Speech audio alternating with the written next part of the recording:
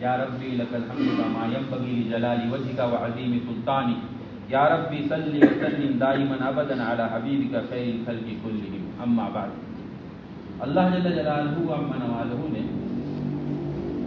ہماری زندگیوں کو تقسیم کیا ہے، ہماری زندگیوں کو تقسیم کیا ہے دنیا اور آخرت پر،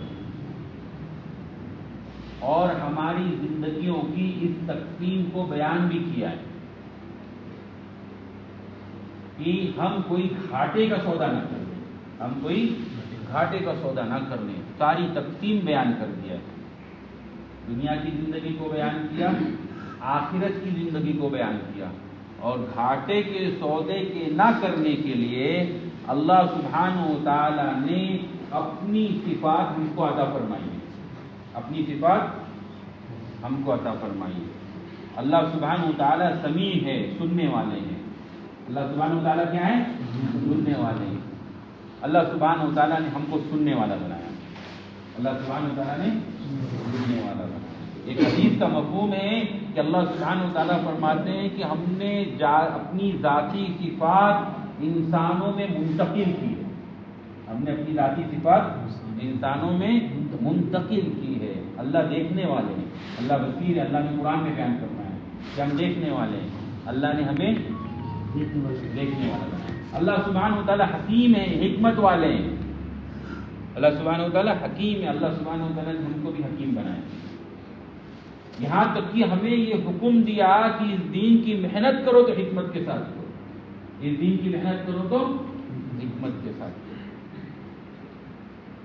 اللہ جل جلالہ نوالہ نے اپنی صفات کو عطا فرمایا تاکہ ہم اس تقسیم کو سمجھ سکیں، اس تقسیم کو سمجھ سکیں. اللہ جل جلالہ عما نوالہ قرآن کریم کے بارے میں بیان فرماتے ہیں کہ ہم نے اس قرآن کریم کے اندر بار بار موضوع کو بار بار لایا، یعنی ایک ہی بات کو کئی مرتبہ بیان کیا ہے، ایک ہی بات کو کئی مرتبہ بیان کیا ہے تاکہ تم اس کو سمجھ سکو، تاکہ تم اس کو سمجھ سکو. اللہ سبحانہ و تعالیٰ نے دنیا اور آخرت کی تقسیم کو بیان فرمایا، انسان کی اپنی زندگی کی تقسیم کو بیان فرمایا، یہاں تک کہ دنیا کی زندگی کے اندر انسان کے جسم کو کیا چیز فائدہ پہنچائے گی اس کو بیان فرمایا، دنیا کے اندر انسان کی روح کو کیا چیز فائدہ پہنچائے گی وہ بیان فرمایا، دنیا کے اندر انسان کو کیا چیز نقصان پہنچائے گی وہ بھی بیان کر دیا، دنیا کے اندر انسان کی روح کو کیا چیز نقصان پہنچائے گی وہ بھی بیان کر دیا. جسمانی اور روحانی نفع کو بھی بیان کیا اور جسمانی اور روحانی نقصانات کو بھی بیان فرمایا. اللہ جل جلالہ عما نوالہ نے پھلوں کی قسمیں کھائی ہے قرآن کریم کے اندر، پھلوں کی قسمیں کھائی ہے. قسم انجیر کی، قسم ہے زیتون کی، قسم انجیر کی، قسم زیتون کی.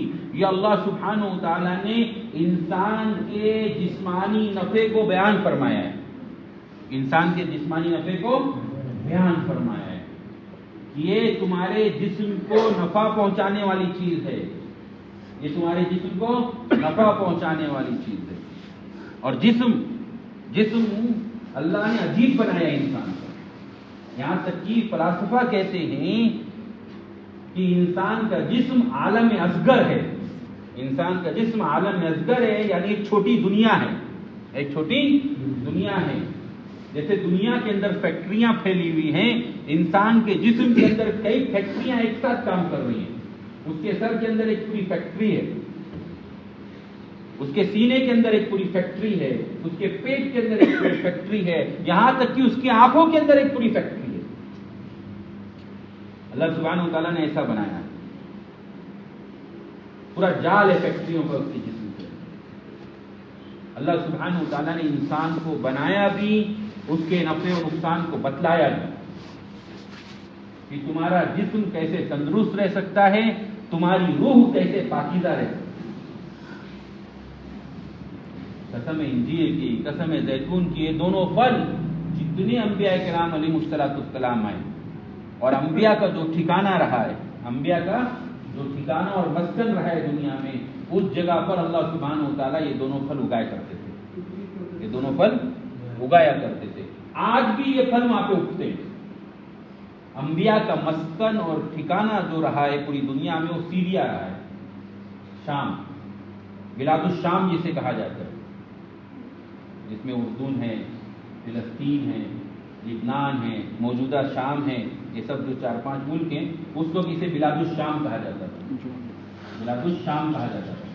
نبی علیہ السلام نے جو سفر کیا ہے تجارت کا وہ انہی علاقوں میں کیا ہے, انہی علاقوں میں کیا ہے. ہمارا جانا ہوا بعض ایسے پیڑوں کے پاس اللہ نے پہنچایا ہے جو لوگ کہتے ہیں کہ 2-2 ہزار سال سے یہ پیڑ جو ہے پھل دے رہے ہیں زیتون کا, 2-2 ہزار سال سے پھل زیتون کا دے رہے ہیں. ہم لوگ اس ملک کے اندر تھے تو ایک صاحب نے ہم سے کہا, عجیب سننے کی بات ہے, ایک صاحب نے ہم سے کہا کہ جس جگہ آپ کھڑے ہو جوتا پہن کر, اس جگہ پر نبی کے قدم پڑے ہیں, نبی کے قدم پڑے ہیں. تو ایک ایسا محسوس ہوا کہ یہاں پہ اپنے جوتے کے ساتھ کھڑا رہنا بے ادبی ہے, تو وہاں سے ہم ہٹ گئے. ایک قدم جب دوسری طرف ہٹے تو اس نے کہا کہ اب جس جگہ آپ کھڑے ہو اس جگہ صحابہ کے قدم پڑے ہیں. وہاں سے جب ہم نے قدم ہٹایا تو ایک بڑے بزرگ ساتھ میں سے روک دیا ہمیں کہ مفتی صاحب یہ مٹی ایسی ہے, یہ مٹی ایسی ہے, یہ انبیاء کا مسکن رہا ہے. کتابوں میں 70,000 سے زیادہ انبیاء کا ٹھکانہ یہاں بیان کیا گیا ہے. یہ نبیوں کی سرزمین ہے, اس مٹی کے اندر انبیاء دفن ہے, یہ صحابہ کی زمین ہے, یہاں صحابہ دفن ہے. ایک ملک کے اندر ایک کونے سے دوسرے کونے تک سفر کیے تھے تو 35,000 سے زیادہ صحابہ کرام کی قبروں کی زیارت ہے. 35,000 سے زیادہ صحابہ کرام اللہ تعالی علیہ مجمعین کی قبروں کی زیارت ہے. اور جس قبر پر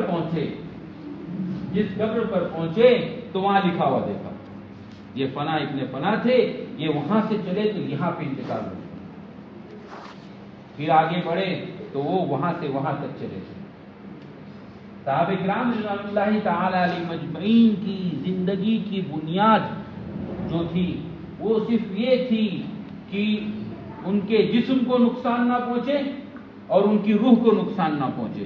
اس کے لیے جو عمل کرتے تھے وہ قرآن پر کرتے تھے, اس کے لیے جو عمل کرتے تھے وہ قرآن کریم پر کرتے تھے. یہاں تک کہ ان کی آل اولاد, ان کی نسلیں, ان ملکوں کے اندر ان کی نسلیں ہیں, ان سے کہو پیٹ میں درد ہے, کہیں گے زیتون کا تیل پی لو, کہ سر میں درد ہے زیتون کا تیل پی لو, کان میں درد ہے زیتون کے تیل پی لو, آنکھ میں درد ہے تو زیتون کا تیل پی لو. ان کے یہاں جسم کی ہر بیماری کا علاج, ان کے یہاں جسم کی ہر بیماری کا علاج زیتون کے اندر ہے, زیتون کے اندر. اور اس سے آگے جائیں گے تو کہ انجیر کھا لو. ارے انجیر کھائی کہ نہیں آپ لوگوں نے؟ ارے بولو نا, بہت کھایا. ارے اللہ سے مانگ لو, اللہ سے مانگ لو. اللہ سبحانہ و تعالیٰ فرماتے ہیں نا, تم مانگو ہم دیں گے, تم مانگو ہم دیں گے.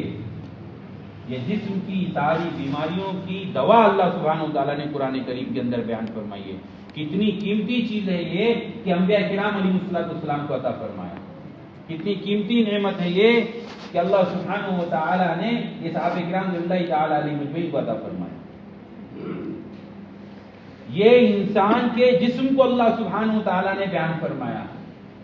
یہ چیزیں انسان کے جسم کو فائدہ پہنچائیں گی, یہ چیزیں انسان کے جسم کو فائدہ پہنچائیں گی. اب اس کا کھانا بھی سنت ہے, اس کا کھانا بھی سنت ہے. پھر اللہ سبحانہ و تعالیٰ نے قرآن کریم کے اندر انسان کی روح کو بیان فرمایا کہ اس کی روح کو کون سی چیزیں فائدہ پہنچائیں گی. اس کی بھی قسم کھائی. اللہ سبحانہ و تعالیٰ نے طور پہاڑ کی قسم کھائی. کس کی قسم کھائی؟ قسم طور کی, جہاں پر حضرت موسیٰ علیہ السلام ہم کلام میں اللہ جل جلالہ عما نوالہ سے روشنی دیکھ کر پہنچے تھے اس پہاڑ پر. اس کی قسم کھائی, اس کے پاکیزہ ہونے کو بیان فرمایا. روح پر, انسان کی روح پر اس کا کتنا بڑا اثر ہوگا وہ بیان کیا اللہ سبحانہ و تعالیٰ نے قسم کھا کر. اسی پہاڑ پر پہنچے جب حضرت موسیٰ علیہ السلام اللہ سبحانہ و تعالیٰ نے پوچھا تو آپ کے ہاتھ میں کیا ہے, آپ کے ہاتھ میں یہ کیا ہے؟ ہیں یہ ڈنڈا ہے میرا، یہ میرا ڈنڈا ہے، اچھا آتا ہے، کیا کام کرتے اس سے؟ تو اس کے سارے فائدے بیان کیے بغیر پوچھے ہوئے، اس کے سارے فائدے بیان کیے، پوچھا نہیں تھا اس کے فائدے کیا ہے، قرآن میں اس کا ذکر ہے، فائدے نہیں پوچھے تھے، بتانے لگے اس سے میں پیڑوں سے لکڑیاں جھاڑتا ہوں، اس سے میں جانوروں کو سنبھالتا ہوں، اس سے میں اپنی بھی حفاظت کرتا ہوں، اس پہ ٹیک لگا کے میں آرام بھی کرتا ہوں۔ ارے سن رہے کہ نہیں سن رہے؟ ارے بڑی سمجھنے کی چیز ہے، بڑی سمجھنے کی چیز ہے۔ اللہ سبحانہ و تعالیٰ نے انسان کی روحانی زندگی کو بیان فرمایا ہے قرآن کریم کے اندر کہ انبیاء کرام علیہ السلام کی زندگیوں سے جڑو گے، انبیاء کرام علیہ السلام کی زندگیوں سے جڑو گے اور اپنی زندگیوں کو ان کے زندگیوں کے موافق بناؤ گے تو تمہاری روح پاکیزہ ہوگی، تمہاری روح پاکیزہ ہوگی۔ علماء بیان کرتے ہیں کہ طور پہاڑ کی جو قسم کھائی ہے دراصل اس امت کو بیان کرنا ہے کہ پچھلے نبیوں کی زندگیوں کی طرح جب ان کی امتوں نے اپنی زندگیوں کو بنایا تو وہ سب کامیاب ہو گئے، وہ سب کامیاب ہو گئے۔ اب تمہاری باری ہے، اب کس کی باری ہے؟ تمہاری باری ہے، ہماری باری ہے۔ ہماری روحانی زندگی کے پاکیزہ ہونے کو اللہ سبحانہ و تعالیٰ نے پھر قرآن کریم کے اندر بیان فرمایا، قسم کھائی وَهَذَا الْبَلَدِ الْأَمِينِ، یہ قسم ہے اس پاکیزہ مبارک شہر کی، مکہ المکرمہ کی قسم کھائی۔ کس کی قسم کھائی؟ مکہ المکرمہ کی اللہ سبحانہ و تعالیٰ نے قسم کھائی کہ سنو یہ مبارک شہر ہے، یہ امن والا شہر ہے، یہ پاکیزہ شہر ہے۔ اللہ سبحانہ و تعالیٰ ہم سب کو پہنچا دے، اس کی زیارت کرا دے۔ ارے آمین تو بولو۔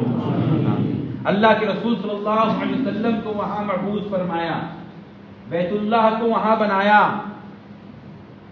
طواف وہاں سارے انبیاء کرام علیہ السلام سے کرایا۔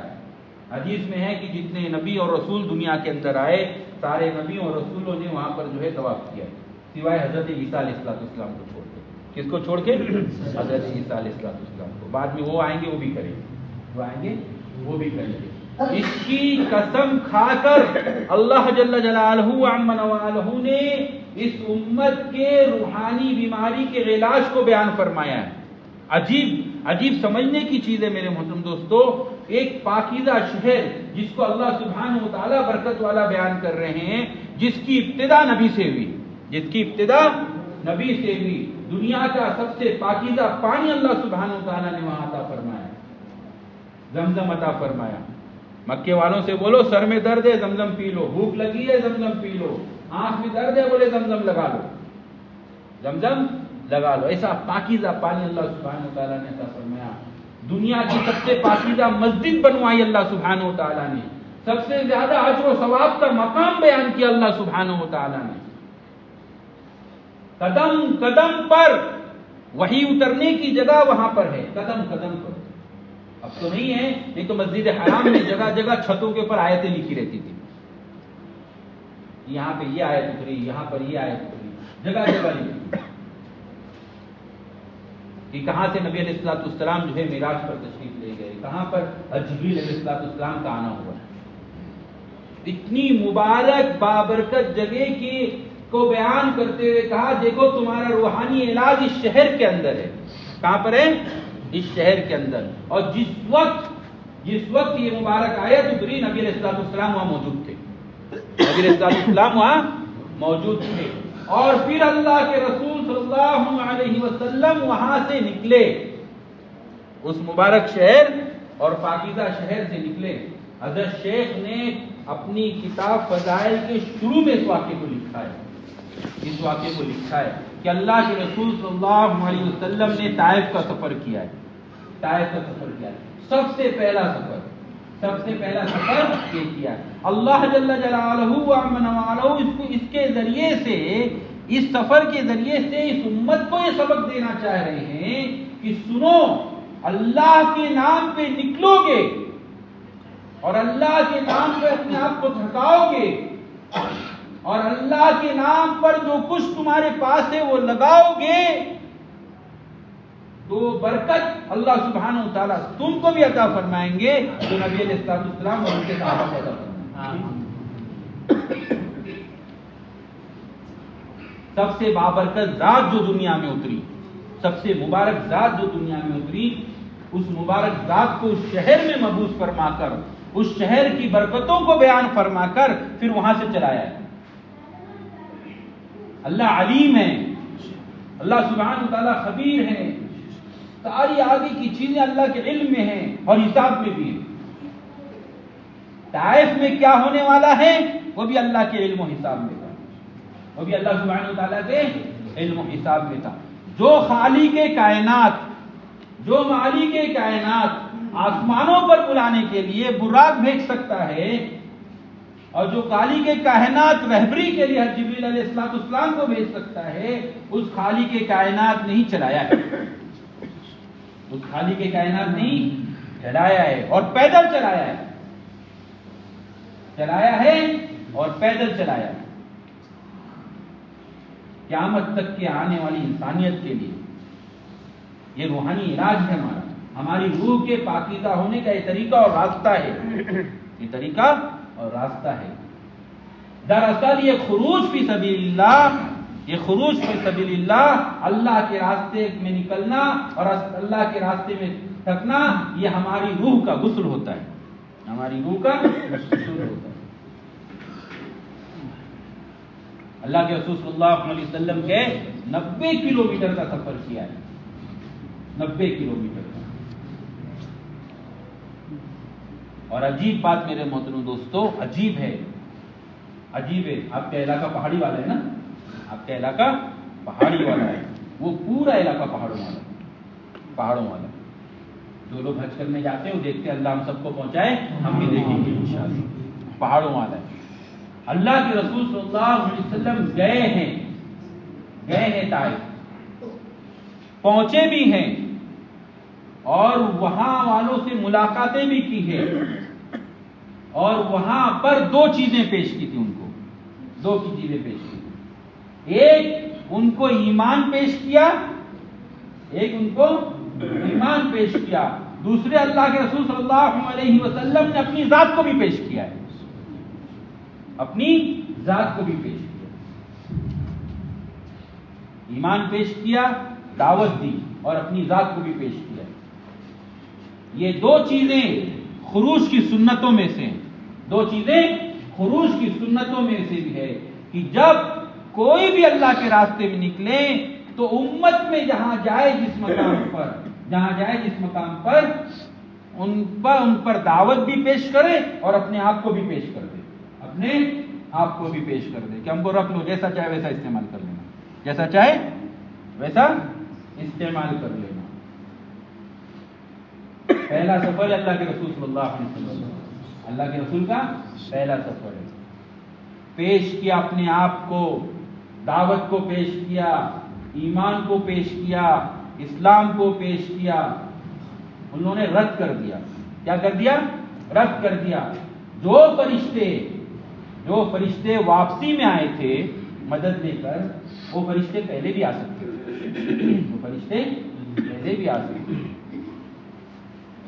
اللہ کے رسول صلی اللہ علیہ وسلم اور ان فرشتوں کو لانے والے جبریل علیہ السلام تھے، فرشتوں کو لانے والے جبریل علیہ السلام تھے۔ اور کس حال میں میرے محترم دوستو، اس کام اور اس محنت کے سارے مجاہدے جو اس وقت ہیں، جو ہمیں مجاہدے لگتے ہیں، جو ہمیں مجاہدہ لگتا ہے، سب سے بڑا مجاہدہ تو ہفتے میں یہ آتا ہے، سب سے بڑا مجاہدہ ہفتے میں یہ آتا ہے۔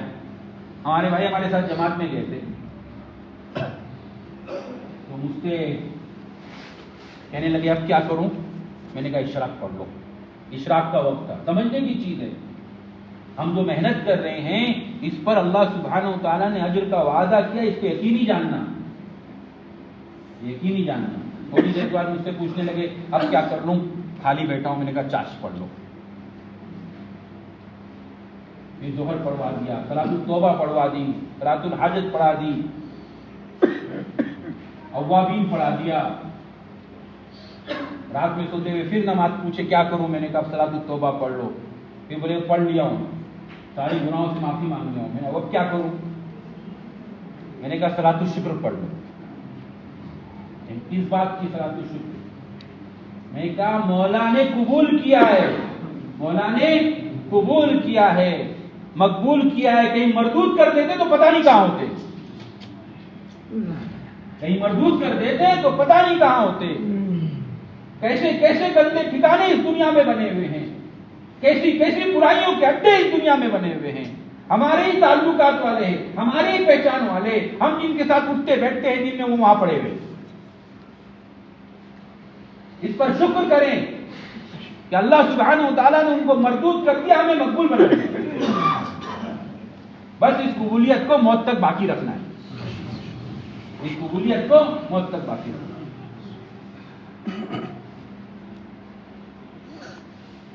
اور مقبول بننے کے لیے، قبولیت کے لیے اپنی ذات کو ہمیشہ دیکھنا ہے، اپنی ذات کو ہمیشہ دیکھنا ہے.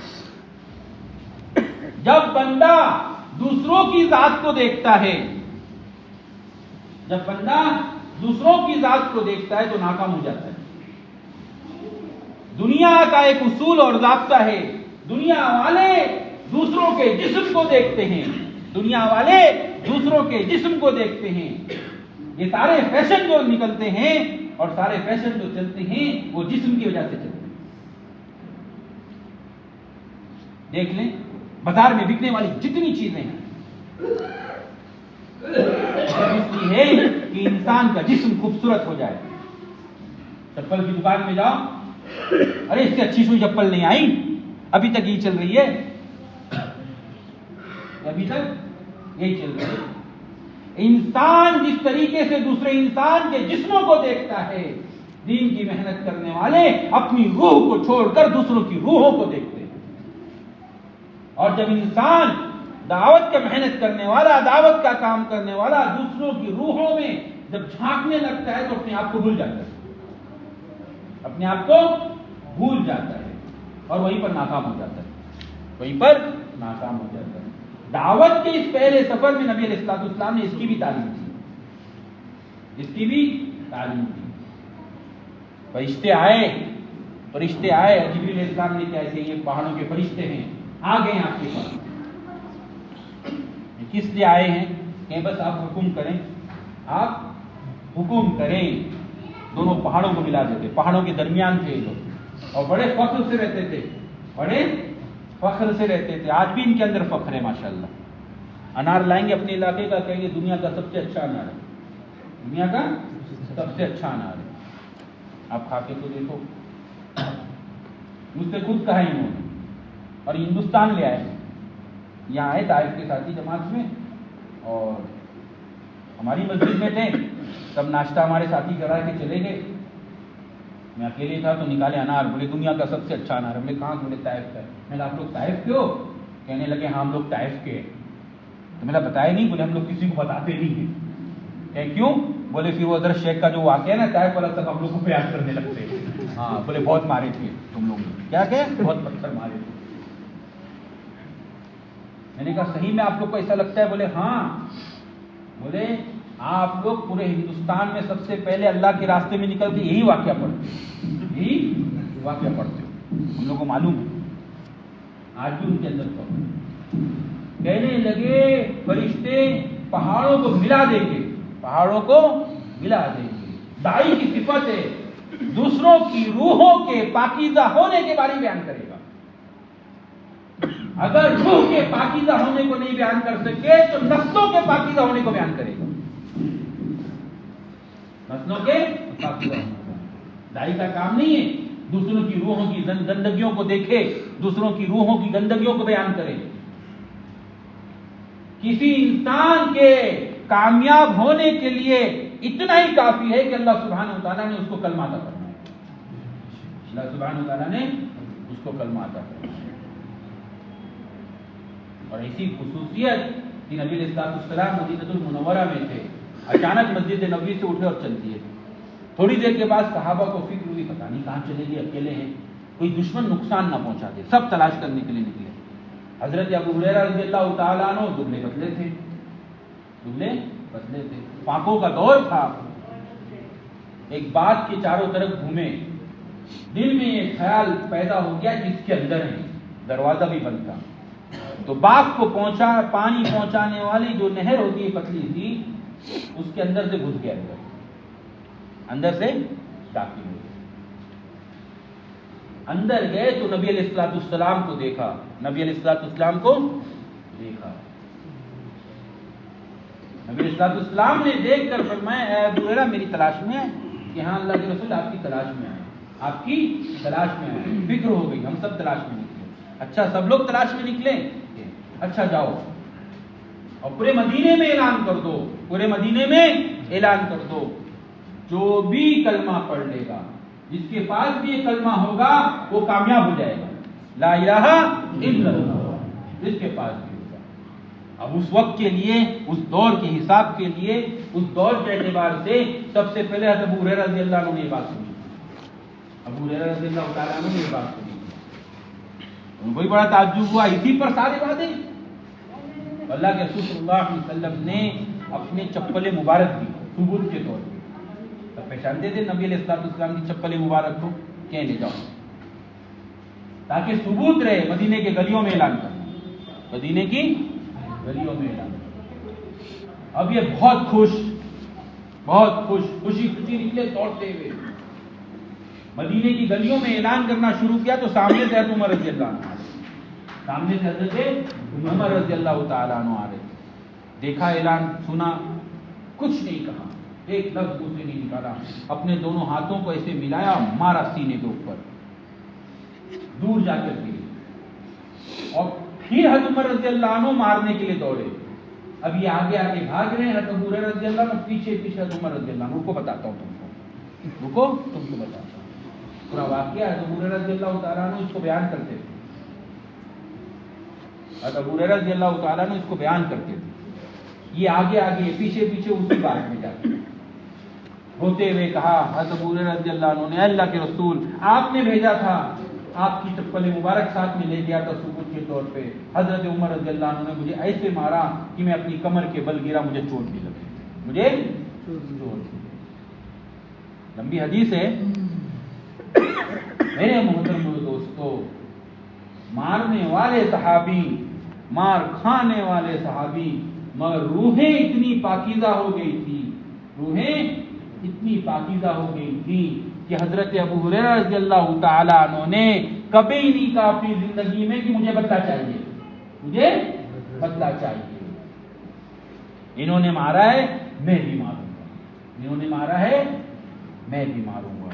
صحابہ کرام رضوان اللہ تعالی علیہم اجمعین نے اپنی روحوں پر اتنی محنت کی تھی، اپنی روحوں پر اتنی محنت کی تھی کہ ان کو دوسری روحوں کے بارے میں کچھ خبر نہیں تھی، اور دوسری روحوں کے پاکیزہ ہونے کو بیان کرتے تھے، دوسری روحوں کے پاکیزہ ہونے کو بیان کرتے تھے۔ اگر کوئی ان کے برے ہونے کو بیان کرے، تو ان کے برے ہونے کو بیان کرے۔ ہم لوگ فضائل کی تعلیم کرتے ہیں، غور سے کریں، جتنے واقعات لکھے حضرت شیخ دامت رحمت اللہ علیہ نے، عجیب و غریب واقعات۔ حضرت کعب رضی اللہ تعالیٰ عنہ تبوک کے سفر میں نہیں گئے، اللہ کے رسول صلی اللہ علیہ وسلم نے پوچھا تو ایک صاحب کہنے لگے، نئے صاحب تھے، بولے مال کی اکڑ نے روکا ہے۔ کس نے روکا؟ مال کی اکڑ نے روکا ہے، مال زیادہ ہو گیا۔ دوسرے صاحب تھے، پرانے تھے، کہنے لگے نہیں ایسی بات نہیں، ایسی بات نہیں، ایسا نہیں، ایسا نہیں ہو سکتا ہے۔ کوئی نیا ساتھی کچھ کہے بھی تو پرانے رد کر دیتے تھے، نہیں ایسا نہیں ہو سکتا، تو بہت پاکیزہ ہے، تو بہت پاکیزہ ہے۔ کبھی زندگی میں حضرت ابو ہریرہ رضی اللہ تعالیٰ عنہ نے نہیں کہا کہ مجھے بدلہ لینا ہے، مجھے بدلہ لینا ہے۔ اور ہمارا کیا حال ہے؟ ہمارا کیا حال ہے؟ بھی آج اس کو اس کو بتائیں گے، بولے اس کو بتائیں گے، موقع آنے کو اس کو بتائیں گے، اور آپس میں بات بھی کریں گے، آپس میں بات بھی کریں گے۔ اللہ کے رسول صلی اللہ علیہ وسلم دعا مانگتے تھے، اللہ میرے حساب کو آسان کر دے، اللہ محاسبنی حسابا یسیرا۔ منتخب میں امی جان ہے عائشہ رضی اللہ تعالیٰ نے پوچھا کہ کیوں مانگتے ہیں، کہ بس یہی تو اصل معاملہ ہے، یہی تو اصل معاملہ ہے، اللہ سبحانہ و تعالی حساب لینے پر آ جائے کسی کا، اللہ سبحانہ و تعالی کسی کا حساب لینے پر آ جائے تو ناکام ہو جائے گا، وہ ناکام ہو جائے گا۔ اپنی روحوں کا حساب دینا پڑے گا، اپنی جسموں کا حساب دینا پڑے گا، اللہ سبحانہ و تعالیٰ کے سامنے پیش ہونا پڑے گا۔ یہ دعوت کی محنت ہے، یہ دعوت کی محنت ہے میرے محترم دوستو. اس کو اس طرز پہ کرنا پڑے گا جس طرز پہ اللہ کے رسول کر کے گئے. پتھر مارے جا رہے ہیں طائف میں، پتھر مارے جا رہے ہیں، خون بہہ رہا ہے، خون بہہ رہا ہے. اس امت کی محبت، اس امت کی محبت کہ نبی علیہ الصلوۃ والسلام خون کو جو ہے اپنے مبارک خون کو اپنی جوتیوں میں جمع کر رہے ہیں، جوتیوں میں جمع کر رہے ہیں کہ ایسا نہ ہو کہ ایک قطرہ زمین پہ گر جائے.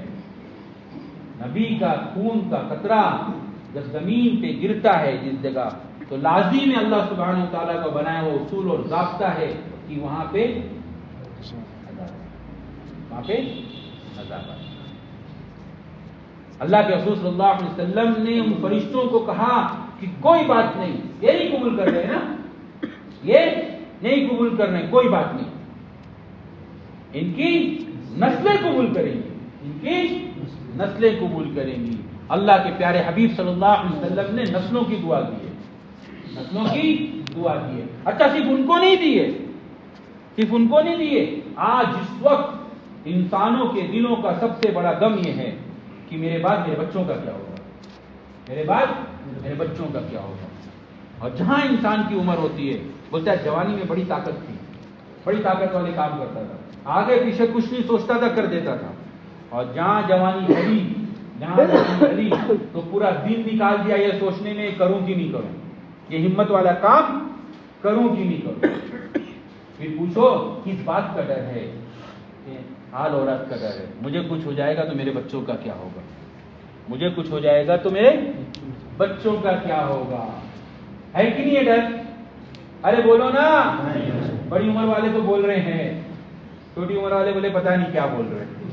تھوڑا بڑے ہو جاؤ گے تو سمجھ میں آ جائے گا، تھوڑا بڑے ہو جاؤ گے سمجھ میں آ جائے گا. اللہ کے رسول صلی اللہ علیہ وسلم نے دعا دی، اے اللہ ان لوگوں کو خوش و آباد رکھ جو تیرے دین کی محنت کرتے ہیں، جو تیرے دین کی محنت کرتے ہیں. ایسا کبھی بھی نہیں ہوگا کہ داعی دعوت کی محنت میں لگے اور برباد ہو جائے، داعی دعوت کی محنت میں لگے اور برباد ہو جائے.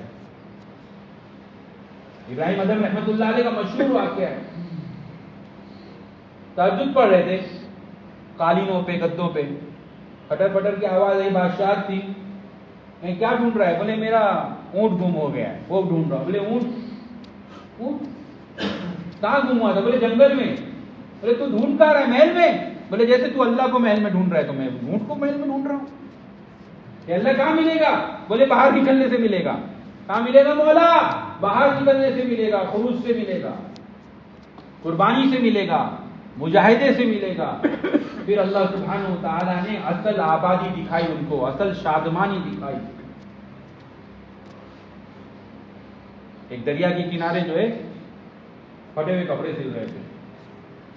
وزیر لوگ پہنچے، چلے بادشاہ سلامت، تخت حکومت بادشاہت آپ کا انتظار کر رہی ہے. یہ کون سی بادشاہت؟ بولے چھوڑ کے آئے ہو. بولے کوئی بادشاہت تھی؟ بولے بادشاہت تو یہاں پہ.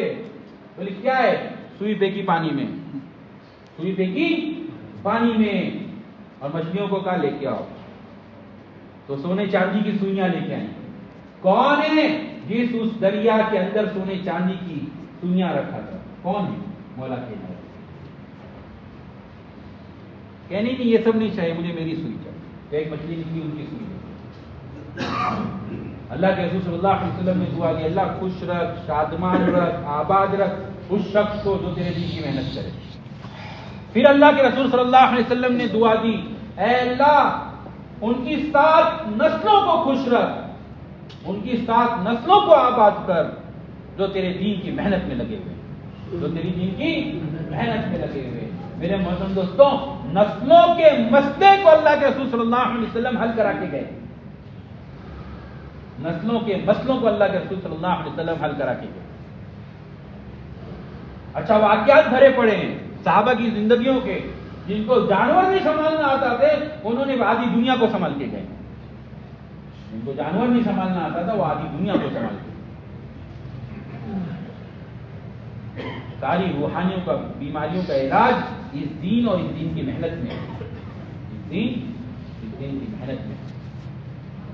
اللہ سبحانہ و تعالیٰ نے قرآن کریم کے اندر بیان فرمایا ہے ہم نے انسان کو سب سے اچھا پیدا فرمایا، سب سے خوبصورت بنایا، اپنی صفات سے نوازا، اپنی صفات میں سے حصہ دیا اللہ سبحانہ و تعالیٰ نے،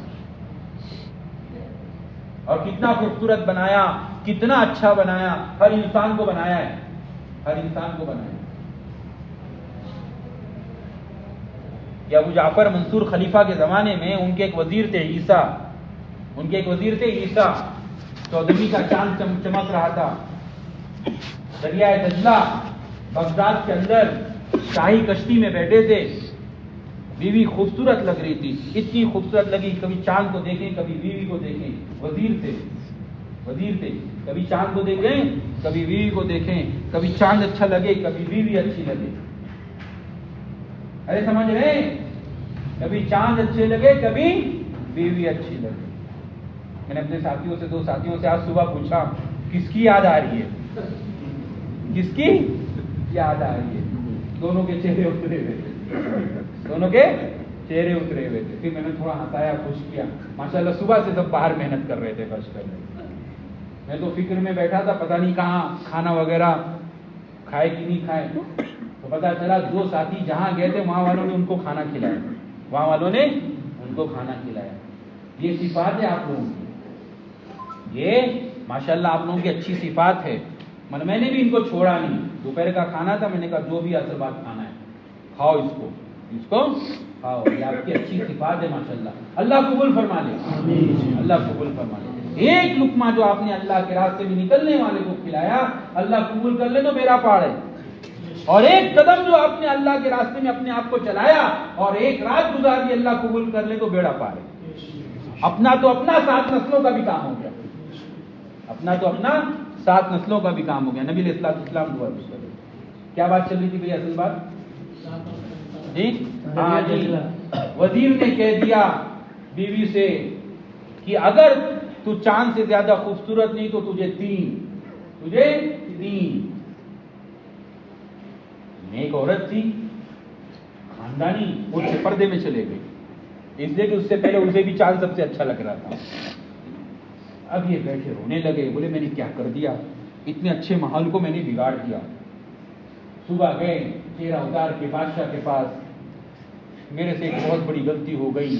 بادشاہ نے کہا کیا ہو گیا؟ کہنے لگے کہ میں نے ایسا کر دیا، میں نے ایسا کر دیا۔ بادشاہوں کا، نیک بادشاہوں کا ایک مزاج رہا ہے، نیک بادشاہوں کا ایک مزاج رہا ہے، وہ جو ہے ہمیشہ اپنے پاس بڑے علماء کو رکھتے ہیں۔ کس کو رکھتے ہیں؟ بڑے علماء۔ اس پر بھی انشاءاللہ کہیں بات کریں گے، بڑے علماء کے رکھنے کا فائدہ کیا ہے،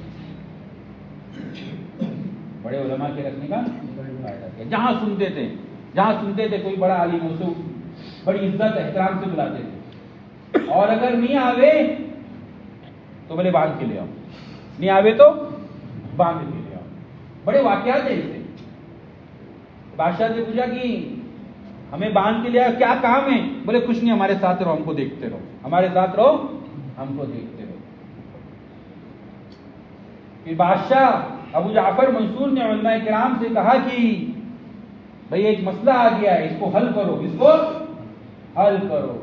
سب نے کہا بادشاہ سلامت طلاق ہو چکی، ہاں، اور تینوں کی تینوں ہو چکی۔ یہ سب سے زیادہ غلیظ عمل ہے، سب سے زیادہ غلیظ عمل ہے، جائز ہے مگر ناپسندیدہ ہے، جائز ہے ناپسندیدہ۔ کبھی ایسا نہ کرنا، نیت کرو کبھی نہیں کریں، اپنی نسلوں کو وصیت کرنا، اپنی نسلوں کو وصیت کرنا کہ کبھی ایسا نہیں کریں۔ بات سمجھ میں آ رہی نا؟ تو امام حنیفہ رحمۃ اللہ علیہ کے ایک شاگرد بڑے عالم تھے، وہی بیٹھے ہوئے تھے، خاموش رہے۔ تو ابو جعفر منصور نے ان سے کہا کہ آپ کیوں خاموش ہیں، آپ کچھ نہیں بول رہے ہیں؟ کہنے لگے 3 کیا 1 بھی نہیں ہوئی ہے، 3 کیا 1 بھی نہیں ہوئی ہے، یہ دونوں میاں بیوی ہیں، دونوں میاں بیوی ہیں۔ سارے علماء نے کہا کیسے؟ تو یہ آیتیں پڑھ کے سنائیں، والتین والزیتون وطور سین، پھر پڑھی لقد خلقنا الانسان فی احسن تقویم۔ ہم نے انسان کو سب سے خوبصورت بنایا ہے، ہم نے انسان کو سب سے خوبصورت بنایا ہے، سب سے اچھا بنایا ہے۔ تو اللہ سبحانہ و تعالیٰ اس کو بیان کر رہے خوبصورت اور اچھا ہونے کو، خوبصورت اور اچھا ہو، نہیں تو ہم کون ہوتے ہیں بولنے والے کہ چاند ہم سے زیادہ خوبصورت ہو گیا، چاند ہم سے زیادہ خوبصورت۔ سارے علماء کرام متفق ہو گئے، بولے بات ایک دم صحیح ہے، فتویٰ اسی پر چلا، فتویٰ اسی پر چلا۔ اسی لیے کہا جاتا ہے مسائل آئیں تو علماء کے پاس جاؤ۔ کس کے پاس جاؤ؟ علماء کے پاس۔ آپ لوگ پر اللہ کا احسان ہے، آپ لوگوں پر اللہ کا احسان ہے کہ علماء کی ایک معتبری تعداد ہے آپ کے یہاں، معتبری تعداد ہے، اور کمال اس میں یہ ہے کہ مختلف رنگ کے علماء ہیں، مختلف رنگ کے علماء ہیں۔ رنگ مطلب سمجھتے کہ نہیں؟ ہاں، مطلب ہر ٹائپ کے علماء ہیں ماشاءاللہ آپ کے پاس۔ کاروبار میں لگے ہوئے علماء، امامت میں لگے ہوئے علماء، مدارس میں لگے ہوئے علماء، ماشاءاللہ سب ہیں۔ ایسا کچھ نہیں کہ کہیں اور جانا ہے۔ جب امت اپنے آپ کو علماء سے جوڑتی ہے تو کامیاب ہو جاتی ہے، علماء سے جوڑتی ہے تو کامیاب ہو جاتی ہے۔ پھر اللہ سبحانہ و تعالیٰ نے فرمایا ہے کہ انسان کو اتنا خوبصورت بنایا، اتنا اچھا بنایا، اس کے جسم کا اتنا خیال رکھا، اس کی روح کا اتنا خیال رکھا، اس کے باوجود یہ جو ہے اپنے آپ کو برباد کر لیتا ہے، اپنے آپ کو برباد کر لیتا ہے، ایک دم نیچے گہرائیوں میں لے جاتا ہے، اپنے اعمال کے ذریعے سے اپنے آپ کو ذلیل کر لیتا ہے، اپنے آپ کو ذلیل کر لیتا ہے، یہاں تک کہ ہماری دوسری مخلوق اس کو گھسیٹتی پھرے گی، دوسری مخلوق اس کو گھسیٹتی پھرے گی۔ قیامت کے میدان میں کیا ہوگا؟ فرشتے گھسیٹتے ہوئے لے جائیں گے۔ آدمی جہنم میں پل صراط پہ گزرے گا تو پل صراط کیا ہے؟ مخلوق ہے، کیا ہے؟ مخلوق ہے، اس پہ سے کٹ کٹ کے گرے گا، اس پہ سے کٹ کٹ کے گرے گا۔ پھر اللہ جل جلالہ عز و جل نے انسان کی گہرائیوں کو اور ذلتوں کو بیان کر کے پھر کہا مگر جن کے پاس ایمان ہو، جن کے پاس ایمان ہو، جن کے پاس اعمال صالحہ ہوں، وہ کامیاب ہے۔ وہ کیا ہے؟ کامیاب ہے۔ یہ دعوت کی محنت کی جو بنیاد ہے وہ ایمان کو باقی رکھنا ہے، وہ ایمان کو باقی رکھنا ہے۔ عجیب میرے محترم دوستو، اس کا خاصہ ہے یہ حضرت مولانا اجاز صاحب رحمۃ اللہ علیہ پر جو غم طاری ہوا اور جو ان کے اوپر فکر طاری ہوئی وہ یہی تھی کہ اس ملک کے رہنے والے بسنے والے ایمان والوں کے ایمان کا کیا، ایمان والوں کے ایمان کا کیا۔ یہ ایمان زندگیوں میں باقی رکھنے کی محنت ہے، یہ ایمان نسلوں میں باقی رکھنے کی محنت ہے، اور پھر اس خروج فی سبیل اللہ کے ذریعے سے یہ جسم سے اعمال صالحہ کا ظہور ہے، اعمال صالحہ کا ظہور ہے۔ عجیب بات ہے، ایک ملک میں امیگریشن میں مجھے روکا نکلتے ہوئے، اس نے مجھے روکا، عربی ملک تھا اور وہاں پہ کچھ ان کے اپنے مسائل تھے، تو اس نے میرا پاسپورٹ دیکھا اور تھوڑی دیر کے اوپر نیچے کیا، اور اس کے بعد جو ہے میں نے کہا تم تبلیغ والے ہو۔ میرا تو ایک اصول ہے، جس ملک میں جاؤ اس ملک کی زبان کبھی نہ بولو۔ میں نے کہا کیا بول رہا ہے پتہ نہیں، سمجھ میں نہیں آ رہا ہے۔ تیرے کو سب سمجھ میں آ رہا ہے، دیکھو سب سمجھ میں آ رہا ہے۔ مجھے لے جا کے اندر بٹھا دیا جہاں امیگریشن آفیسر تھے، میں نے اپنے بیٹھنے کے انداز کو تبدیل کر لیا، ایک صاحب جو ہے ہمارے یہاں بیان کر رہے تھے، ہمارے ساتھی تھے، تو پیر موڑ کے کر رہے تھے، اٹھا کے کر رہے تھے، تو ہمارے ایک بزرگ نے بعد میں ان کو سمجھایا کہ اس طریقے سے پیر موڑ کے اٹھا کے نہیں کرنا بیان، سمجھ گئے حاجی صاحب؟ اس طریقے سے مطلب بے ادبی ہے، میں بتا رہا ہوں۔ بولے تمہارے سامنے بڑے بڑے لوگ بیٹھے ہیں، تمہارے کرسی پہ بیٹھنے کا مطلب نہیں کہ تم بڑے ہو گئے، تمہارے کرسی پہ بیٹھنے کا یہ مطلب نہیں تم بڑے ہو گئے، ہمارے یہاں تو مشورہ ہے، مشورے سے جس کا طے ہو گیا وہ بیٹھ کے دعوت کی بات کرے گا، جس کا طے ہو گیا وہ دین کی بات کرے گا، باقی لوگ سنیں گے، پھر اگلی مرتبہ مشورہ ہوگا کسی اور کا طے ہوگا۔ تو میں اس جگہ جا کے میں نے سوچا کہ کیا میں ایسا کروں کہ یہاں سے جلدی سے نکلوں، نہیں تو میری فلائٹ یہ لوگ تو نظام الدین کی چھوڑوا دیں گے، کچھ نہیں کریں گے تو اتنا کر ہی لیں گے۔ میں جا کے پیر پہ پیر رکھ کے بیٹھ گیا، ایک پیر کے اوپر ایسے پیر اٹھا کے اور اپنا پیر ان لوگ کی طرف کر دیا، جوتے والا پیر۔ تو جو مین آفیسر تھا وہ آیا، دیکھا، بولے کیا ہے؟ بولے تبلیغ والا ہے۔ تو لگا سب کو ڈانٹنے، اور جو لے کے آیا تو اس کو ڈانٹا کہ تو پاگل ہو گئے، تبلیغ والے ایسا تکبر میں بیٹھتے ہیں؟ ہاں عقل ہے تیرے کو؟ ہاں تیرے کو عقل ہے؟ تو بولے نہیں، اس کا کپڑا، ارے بولے یہ بنا ہوا ہے، بس لے کے جا اس کو، چھوڑ، ٹائم خراب کر رہا ہے۔ وہ لایا، میری آنکھوں کا اسکیچ دیا، مجھے تھپا مارا کہ باہر نکل کے بولتا ہے میں اللہ کی قسم کھا کے کہتا ہوں وہ تبلیغ والا۔ تو میں نے اس سے کہا عربی میں، اللہ تیری زبان مبارک کرے، اللہ تیری زبان مبارک کرے، اور تو تیرے دل میں اور زبان پہ میں ویسا ہو جاؤں، میں ویسا ہو جاؤں، اور میں آگے بڑھ گیا۔ یہ دعوت کا خاصہ ہے کہ اندر ایمان ہوگا اور اعمال صالحہ کے ذریعے سے ظاہر ہوگا، یہ ظاہر ہوگا۔ ہم سب بیٹھے ہوئے، یہ قربانی ہے یہاں بیٹھنا، اپنی دکانوں پہ بیٹھتے انہی شکلوں کے ساتھ بیٹھتے، انہی شکلوں کے ساتھ بیٹھتے۔ اس پر اللہ سبحانہ و تعالیٰ کا شکر ادا کرنا چاہیے۔ کیا کرنا چاہیے؟ میں اپنے بھائی کا واقعہ سنا رہا تھا بیچ میں، رات میں جو ہے صلاۃ الشکر جب پڑھا دیا ان کو تو وہ لیٹے، وہ علاقہ ایسا تھا جلدی سونے کا، میں سویا تھا، ایک طرف میرے بھتیجے سوئے تھے اور ایک طرف ہمارے بھائی سوئے تھے۔ تھوڑی دیر بعد ہمارے بھتیجے اپنے بیٹے سے کہتے، اے قاسم سو گیا ہے کیا؟ تو بولے نہیں ابو جاگ رہا ہوں۔ بولے یہ تبلیغ والے جو ہے نا حضرت موسیٰ علیہ السلام کی شریعت پہ عمل کرتے ہیں۔ کیوں؟ کہیں اللہ کے رسول نے 5 نماز لائے تھے، حضرت موسیٰ علیہ السلام والی 50 نماز یہ لوگ پڑھوا رہے ہیں۔ یہ ایمان کا مظہر ہے، یہ ایمان کا مظہر ہے، یہ ایمان کا ظہور ہے جو عمل سے ظاہر ہوتا ہے۔ نہیں تو امت ایسے حالات میں ہے کہ نہ اذانوں کا پتہ ہے نہ نمازوں کا پتہ ہے، پتہ نہیں کیسی کیسی گندگیوں میں پڑی ہوئی، اور ہم اس کے ذمہ دار ہیں، ہم اس کے ذمہ دار ہیں۔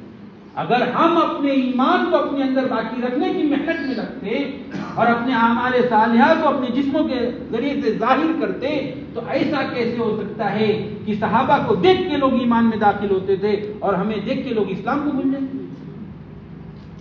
اسلام کو بھول جائیں۔ ایک یہودی آدمی اپنا گھر بیچ رہا تھا، تو بروکر کے پاس گیا، آپ لوگ کیا بولتے ہیں اس کو؟ بروکر نا، ہاں بروکر کے پاس گیا، بھائی 7:30 نہیں بجے ابھی، ہاں بروکر کے پاس گیا اور کہنے لگا کہ گھر بیچنا ہے۔ تو بولے کتنے میں بیچنا ہے؟ بولے 2000 دینار میں۔ بروکر نے بولا بھائی مارکیٹ میں تو قیمت آپ کے گھر کی 1000 دینار ہے، کتنی ہے؟ 1000 دینار، 2000 دینار تو نہیں ملے۔ بولے ملے گا نا؟ کیسے؟ بولے 1000 دینار میرے گھر کا، 1000 دینار میرے پڑوسی کا۔ پڑوسی کا؟ یہودی تھا وہ، پڑوسی کا؟ بولے کون ہے پڑوسی؟ بولے عبداللہ ابن مبارک رحمۃ اللہ علیہ۔ کون ہے؟ 1 سال اللہ کے راستے میں رہتے تھے، 1 سال پڑھاتے تھے، بعض لوگوں نے 6 مہینہ لکھا ہے۔ بولے عبداللہ ابن مبارک رحمۃ اللہ علیہ میرے پڑوسی ہیں، 1000 دینار میرے گھر کا، 1000 دینار پڑوسی ہونے کا ان کے۔ بروکر بھی سوچا یہ بات تو صحیح ہے، انہی کے پاس چلے گئے۔ حضرت بڑے امیر مالدار تھے، کہنے لگے حضرت آپ کے گھر بازو میں گھر بک رہا ہے، ایک دم قریب میں لے لیں گے تو فرد ہو جائے گی، آپ کے یہاں لوگوں کا آنا جانا بھی بہت زیادہ ہے، یہاں یہ تو ہے۔ بولے کتنے میں؟ بولے 2000 میں۔ ارے بولے 1000 قیمت ہے 2000؟ بولے ہاں وہ یہودی بولتا ہے کہ 1000 گھر کی قیمت، 1000 آپ کے پڑوسی ہونے کی قیمت، 1000 آپ کے پڑوسی ہونے کی قیمت۔ بولے نہیں یہ تو بہت مشکل ہے، میں نہیں لوں گا، میں نہیں لوں گا 2000 میں۔ وہ چلے گیا، رات میں حضرت عبداللہ ابن مبارک رحمۃ اللہ علیہ ان کے گھر کے دروازے پہ گئے، ہوتی کے دروازہ پر کھولا، کہنے لگے دیکھو آپ کو کچھ نہ کچھ ضرورت ہوگی 2000 دینار کی، ابھی تو گھر بیچ رہے ہو نا، یہ 2000 دینار لو، یہ 2000 دینار لو، آپ بہت اچھے پڑوسی ہو، آپ بہت اچھے پڑوسی ہو، ہمیں چھوڑ کے مت جانا، ہمیں چھوڑ کے مت جانا۔ صبح اپنے درس میں بیٹھے تھے، مجلس میں، بیان میں، تو دیکھے وہ یہودی بھی بیٹھے ہوئے۔ ارے بولے کیا؟ بولے آج سے میں بھی ہو گیا آپ کے ساتھ، آج سے میں بھی آپ کے ساتھ ہو گیا۔